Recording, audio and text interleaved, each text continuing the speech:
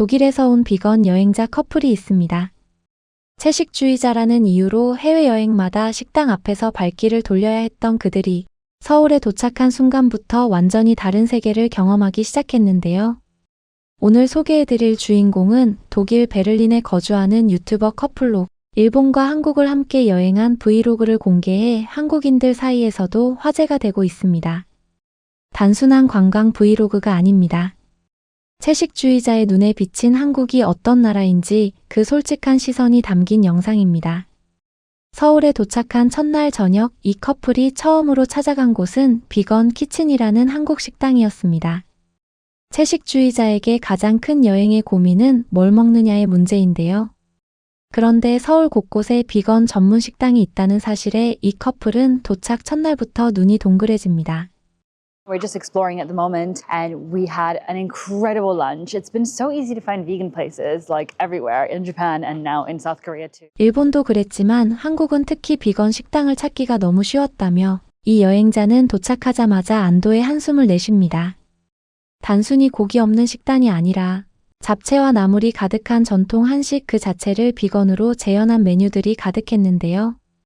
독일에서 비건 식당에 가면 그린 샐러드 한 접시, 아니면 고기 대신 콩을 넣은 파스타가 전부인 경우가 대부분입니다.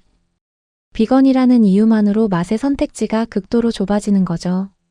그런데 한국의 비건 키친에서 이 커플이 마주한 건 불고기 스타일의 양념 채소 볶음에 현미밥, 그리고 버섯과 당근이 가득한 잡채였습니다.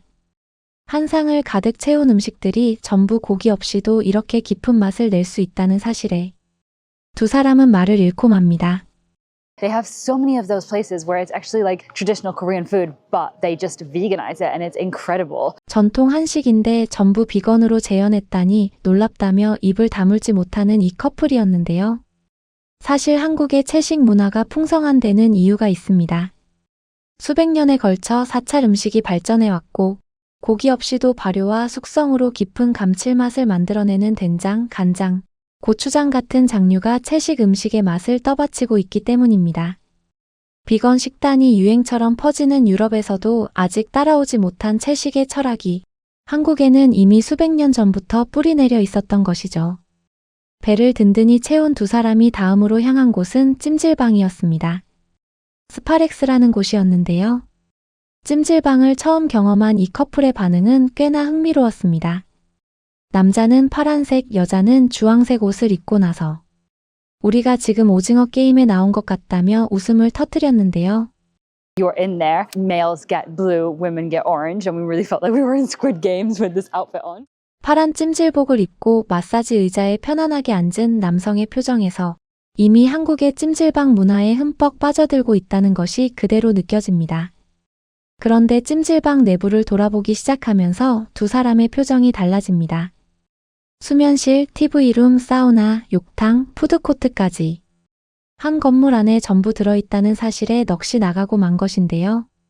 75도 황토 사우나에서 나와 바로 눈이 가득 찬 냉방에 들어갈 수 있다는 것 자체가 서양권 어느 스파에서도 경험해 본 적 없는 구조라고 합니다. 실제로 서유럽에서 스파를 이용하려면 적게는 수십 유로, 많게는 100유로가 넘는 비용을 내고도 사우나 한 종류만 겨우 이용하는 경우가 태반입니다. 그런데 한국의 찜질방은 그 비용으로 밤새 머물 수 있고 샤워에 수면에 식사까지 모두 가능하다는 것이죠. 짐을 맡길 수 있는 시스템까지 갖춰져 있어 배낭여행자들이 호텔 대신 찜질방을 숙소로 활용한다는 사실까지 알게 된 이 커플. 서양 스파와는 차원이 다른 경험이었다며 강하게 추천하는 말을 남겼는데요. 한국의 찜질방이 단순한 목욕시설이 아니라 외국인에게는 상상도 못할 종합생활 문화 공간이라는 걸 몸으로 직접 확인한 순간이었습니다. 다음 날 두 사람은 서울 도심 한복판에서 예상치 못한 광경을 마주합니다. 북적이는 광장 한가운데서 전통 복장을 갖춘 악단이 풍물놀이를 펼치고 있었는데요. 화려한 색동 복장에 꽹과리, 북, 장구 소리가 어우러진 그 풍경은 고층 빌딩과 현대적인 상점들이 가득한 도심을 배경으로 펼쳐지고 있었습니다. 수백 년 전의 전통 공연이 2026년 서울 도심의 일상 속에서 이렇게 자연스럽게 살아 숨쉬고 있다는 것. 이게 한국만의 특별한 힘입니다. 박물관 유리 안에 가둬두지 않고 거리 한복판에서 시민들과 함께 호흡하는 문화. 외국인들이 한국에서 유독 강한 생동감을 느끼는 이유 중 하나가 바로 여기에 있는 것 같습니다. 이 커플은 광장시장 근처 시장도 들렀는데요. 시장 한켠에 있는 과일 스무디 가게 앞에서 발걸음을 멈춥니다. 딸기, 청포도, 귤, 키위가 가득 담긴 컵들이 진열되어 있고 그 자리에서 바로 갈아주는 신선한 스무디를 접한 이 커플은 놀라운 사실을 하나 발견합니다. In Germany, these are usually so expensive. These were like €5 for a box, which is okay, right? In Germany, like 1 kilogram is like 25 euro. Wow, that's crazy. That's so good, guys. Amazing. 독일에서 딸기 1kg이 25유로라는 것이었는데요. 우리 돈으로 약 35,000원에 달하는 금액입니다. 그런데 한국 시장에서는 딸기와 다크 초콜릿을 합친 가격이 그것보다 훨씬 저렴했다고 합니다. 신선한 재료를 그 자리에서 바로 가공해주는 한국 시장의 문화 자체도 놀라웠지만 무엇보다 그 가격이 이 커플에게는 충격이었던 거죠. 유럽에서 과일은 이미 사치품의 영역에 가깝습니다. 한국 시장에서 컵 과일 하나를 사드는 일이 우리에게는 너무나 평범한 오후의 풍경이지만 이 커플의 눈에는 부러움의 대상이었던 것입니다. 서울에서 빼놓을 수 없는 곳이라며 두 사람이 찾아간 곳은 전쟁기념관이었습니다. 외관에 전시된 장갑차 안에 직접 들어가 본 이 커플은 한동안 말을 잃고 맙니다. But I have so much respect. Like, I have so much respect. I don't know how to explain it. Like, it doesn't feel like this was real life. Genuinely feels like it's made up and it's like a film set because I just cannot fathom that people went through this. I don't know, it blows my mind completely.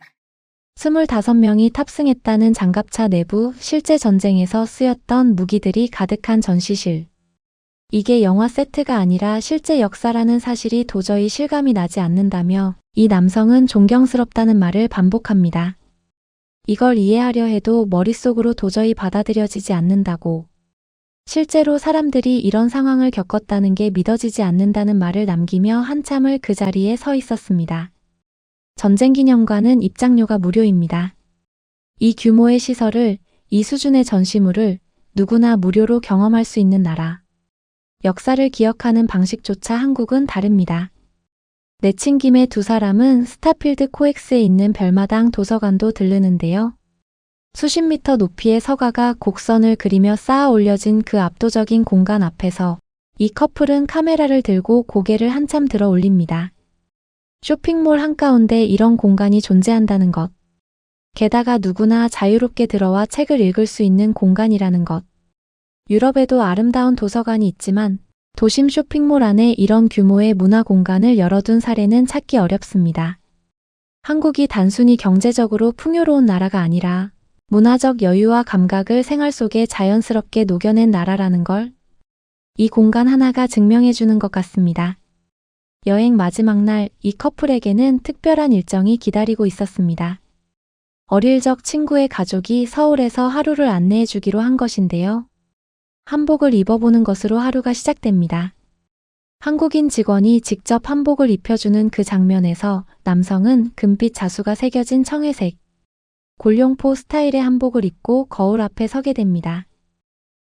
Festive, we chose the marriage colors. So red is for marriage, and I don't know, I guess green is as well. And Christian has a very intense hat. Yeah, we love it. Our friends are showing us around, and it's so great. I love it. I feel like a queen.